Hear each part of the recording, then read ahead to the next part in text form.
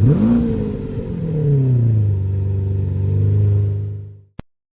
YouTube and welcome back. Right now I'm working on a 2006 Dodge Charger. Now this will cover the 2009 and below Chargers to put back on these air vents that go back to your rear area. Now as you can see, they're pretty easy to press in.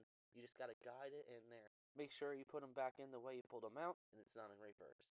Now push the carpet down and allow yourself to push it through that slot, which that area holds down your seats. Now here's a little bit of the tricky part. The good part is the plastic is flexible, as these parts are pretty much pressing each other together, and that's what some of the force is to hold them together so they don't slide apart.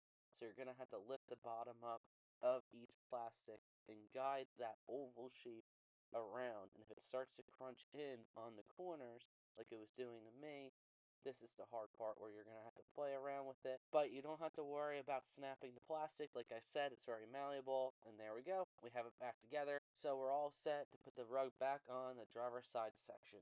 Alright, so you're going to want to go grab your driver floor rug. And we're going to sneak it in there. And then we're going to get it all in the position that it needs to. Now, if you're interested in seeing how I insulated the floor on the budget, you can go and see that in my profile.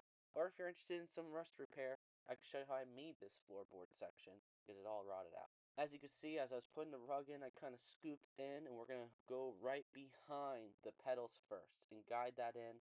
Take your sides of your carpet and tuck it underneath that piece of metal that's right there halfway through the console in the beginning area, and then you can put that little hook over it.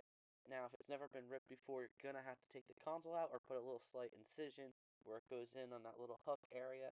Over here on the left, you have a few pins that you have to push in, which are already pre-drilled out from factory, which you can push those in and now fasten it down on that side underneath that plastic accessory panel. Alright guys, nice and short to the point. Alright, remember to like and subscribe and watch for more videos like this.